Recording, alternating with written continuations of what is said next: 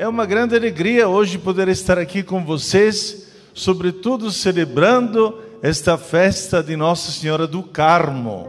É nesta paróquia que quase se tornou um santuário, com tanta gente que está vindo, que está participando. É sempre uma grande alegria passar por aqui, e ainda mais depois que eu vim durante o rosário das 4 horas de madrugada. Aqui está todo mundo fora da casinha, É aqui que está fora da casinha? Não, alguém escreveu fora da caixinha. Não, gente, fora da casinha, não da caixinha. A gente brincou, dizendo que tinha fora da casinha. E aí já minha palavra já correu para tudo quanto é lugar do Brasil, dizendo que tem um bispo que chama os que rezam às 4 horas de madrugada fora da caixinha. Da casinha, não da caixinha. Amém? Mas é uma grande alegria porque podemos celebrar hoje a festa da nossa mãe, A nossa mãe, a padroeira dos nossos irmãos carmelitas, mensageiros do Espírito Santo, e as carmelitas também, e toda a ordem carmelita, carmelitana. Quero saudar também aqueles que nos acompanham através das redes sociais. Hoje é um dia bonito, não só porque tem um sol bonito, mas também porque Nossa Senhora está aqui conosco. Amém? Quem sente a presença de Maria aqui hoje? Diga eu. E quem não sentir vai ver aqui, Ela está sempre conosco, ela sempre nos acompanha, ela caminha conosco. Não tem aquela música de vem conosco, vem caminhar, Santa. Vem conosco, vem caminhar, Santa Maria. Então ela vem conosco, ela caminha conosco, ela nos acompanha.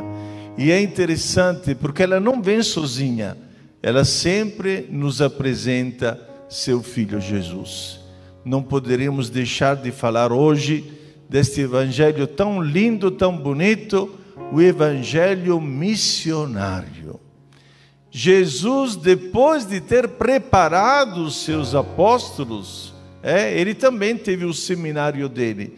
Depois de ter preparado os seus apóstolos, depois de ter falado para eles, e Marcos tem esta descrição, capítulo 3, aqui estamos no capítulo 6. No capítulo 3 diz que Jesus chamou os seus apóstolos para que ficassem com ele. Ficassem com ele. O primeiro movimento dos apóstolos não é sair de casa em casa. O primeiro movimento dos apóstolos é ficar com Jesus. Crescer na escola dele. Tiveram 3 anos para crescer na escola com Jesus. Por quê? O que você vai fazer lá de casa em casa? O que você vai anunciar lá fora? Se você não aprendeu nada, como é que você vai saindo?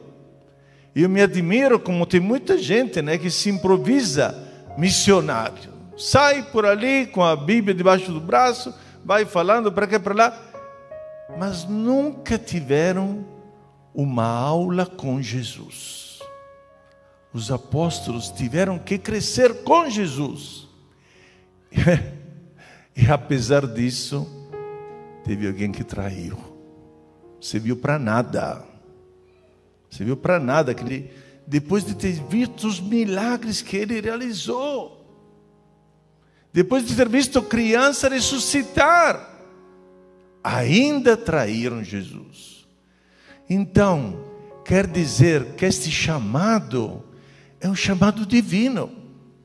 É um chamado que vem de Deus, mas Deus nos deixa sempre a liberdade de responder. Eu vou? Eu não vou.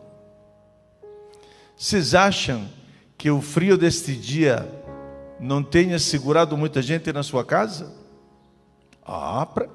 Frei, você está doido, Ir na igreja com esse frio, está doido. Melhor ficar debaixo dos cobertores. É ou não é? Bem quentinho, Quem me dera sair da minha cama com esse frio, pelo amor de Deus. bastou uma pandemia para muita gente nem saber mais se existe igreja. Eles vão com o cachorrinho lá na rua, né, fazer xixi para cá e para lá, porque lá não tem vírus. O vírus está só dentro da igreja. Vou fazer o quê, vai? Eu presenciei numa paróquia, estamos lá fora esperando de entrar, Frei. E nós estamos esperando, e o padre ao meu lado, esperando de entrar com a procissão, passou uma senhora atrás, com um cachorrinho fazendo xixi. O padre disse: "Oh, bom dia, quanto tempo que eu não vejo a senhora na igreja." É, padre, fazer o quê? A pandemia, né? A pandemia. Nós temos toda hora e todo tempo para responder a Deus: eu vou ou eu não vou. Eu aceito este chamado ou eu não aceito. Então Jesus chamou os 12 e recomendou a eles como deveria ser o anúncio do Evangelho. O Evangelho em si tem uma força poderosa. Eu ontem estava falando com uma senhora, ela mandou uma mensagem para mim, eu conheço bem a família. Ela faz um mês, perdeu o marido, não de Covid, mas de outros problemas de saúde. Ela me escreveu uma frase que me fez pensar. Diz: Dom José, eu perdi o meu marido. Se eu não tivesse fé, depois de 50 e poucos anos que nós ficamos juntos, eu teria também me matado. O que significa perder o ente querido? O que significa perder o marido? Que nós ficamos juntos e graças a Deus nós sempre nos damos bem. Se não tivesse a fé, se não tivesse Jesus na minha vida, o que seria do Evangelho? Ela me respondeu: pois é, eu encontrei na palavra de Deus a força para continuar a minha vida. O Evangelho tem uma força que é poderosa. A palavra de Deus tem uma força em si. Então, os apóstolos não devem então se preocupar do Evangelho, porque o Evangelho por si, já semeado, já traz uma potência fora de série. Agora os apóstolos têm que ser humildes e não acreditar, como diz no Evangelho, que o Evangelho possa ser pregado individualmente. Jesus mandou 2 a 2. Por quê? É na unidade com o outro que nós trazemos Jesus presente. Onde 2 ou mais estiverem reunidos, eu estarei no meio deles. Aqui não tem as células, Frei? Olha a importância destas células, porque a célula vai criar unidade. Você sozinho pregando, você não é um nada. Você precisa da unidade com os outros. Aí sim que a sua palavra traz um efeito da unidade, efeito da comunhão. Eu posso ser o melhor pregador do mundo, mas se eu vier aqui em meu nome, vocês vão escutar uma vez a minha homilia, o segundo dia vocês estão: aquele fulano que está pregando, é muito vazio aquilo que está falando, porque não tem uma comunhão, não tem uma unidade. Eu vim aqui antes, meia hora antes, para sentar com o Frei, não só tomar um cafezinho gostoso, né, padre? Mas também para conversar com ele, para criarmos esta unidade. Essa unidade que conta na evangelização. Senão, se eu for lá evangelizar em meu nome, não em nome de Jesus, o meu falar não valeria nada, mesmo dizendo tantas coisas bonitas. E depois tem outro aspecto do Evangelho que me fez pensar ontem, anteontem. Vão sem dinheiro. Tem que deixar o dinheiro em casa.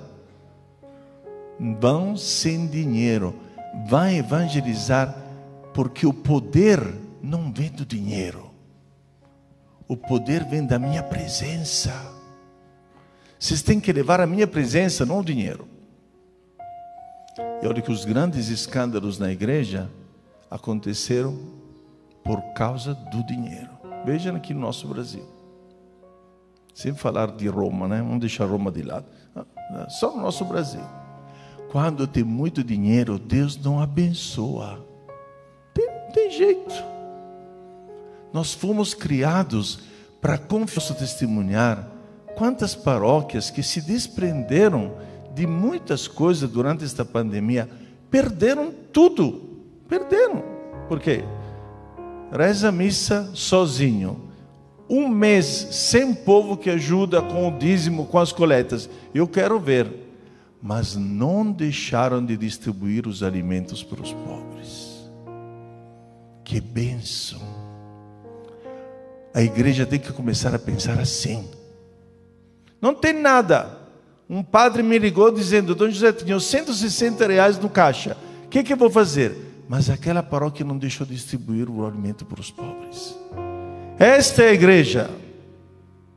Esta é a igreja que Deus quer. Sem dinheiro de Jesus. Sem dinheiro. E se tiver dinheiro, manda para os pobres. Manda para quem precisa. Esse é o dinheiro. Porque o dinheiro é o demônio. Papa Francisco falava que o dinheiro passa através da nossa carteira. Passa através da nossa... Logicamente nós precisamos, não é? Infelizmente nós precisamos. Mas num contexto de igreja e de evangelização, o Papa falava: tome cuidado. Se confiar muito no dinheiro, o demônio vem. O demônio vem e atrapalha tudo. E Deus não abençoa. Tem congregações no mundo que estão cheias de dinheiro, que tiveram colégios, tiveram grandes realizações como institutos e tudo mais. Vai perguntar: quantas vocações tem na sua congregação? Estamos sem vocações. Lógico, confiaram no dinheiro. Confia no dinheiro, perde as vocações. Confia na grana, perde a bênção de Deus, que justamente são as vocações. Mas por isso que Deus não nos deixou sozinhos nesta caminhada. Ele nos deu uma mãe. E esta mãe é aquela que luta conosco todos os dias. Ela está ao nosso lado, ela cuida da gente, ela conduz o nosso caminho, ela nos entregou uma coisa tão linda e tão bonita, que é o escapulário. Esse escapulário é Cristo, que nos reveste de si. Ela nos deu este escudo na nossa vida, para dizer que nós nunca estaremos sozinhos, mas com ela sempre enfrentaremos grandes batalhas. E como ela prometeu, quem morrer com escapulário vai ser poupado do inferno e do purgatório. Vai ser poupado, porque é um escudo. E nós que somos tão frágeis, precisamos desse escudo, sim ou não? Quem precisa do escudo de Jesus Cristo? Diga eu. Está fraco. Diga eu. Agora não precisa quebrar o meu ouvido, viu? Calma aí, calma. Nós precisamos desse escudo. Precisamos de Jesus Cristo, que nos defenda diante das batalhas que todos os dias enfrentamos. Também da tentação do dinheiro. Jesus está conosco, Jesus nos acompanha, Jesus vive para nós e nos defende do maligno. Tanto é que nós dizemos: Maria passa na frente. Vocês estão assistindo o Padre Marcelo, dá para ver. E pisa na cabeça da serpente. Maria tem esta graça, esta missão, de nos defender de todos os males, pisando em cima da cabeça da serpente. Quem está com um terço na mão, afasta o inimigo. Quem está com um terço na sua vida, quem reza aqui, estamos na igreja do Rosário, né, padre? Quem está com o Rosário consigo, afasta qualquer tipo de inimigo. Lógico, no fim, somos sempre nós que podemos dizer sim ao mal, que não serão recebidos.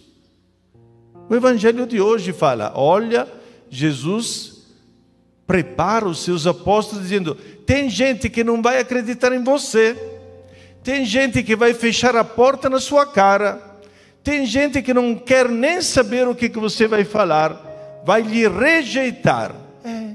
Porque Ele nos deixou livre. Cada um de nós é livre de aceitar ou de não aceitar. Viu Judas? Judas aceitou ou não a palavra de Jesus? Aceitou ou não aceitou? Claro que não. Pedro aceitou ou não aceitou? Sim. Antes falou não, depois falou sim. Vamos devagar. Aí depende de cada um de nós dar uma resposta, abrir a porta da alma ou fechar a nossa porta. Depende de cada um. Entreguemos a nossa vida a Nossa Senhora. Ela com certeza vai nos defender de todos os males.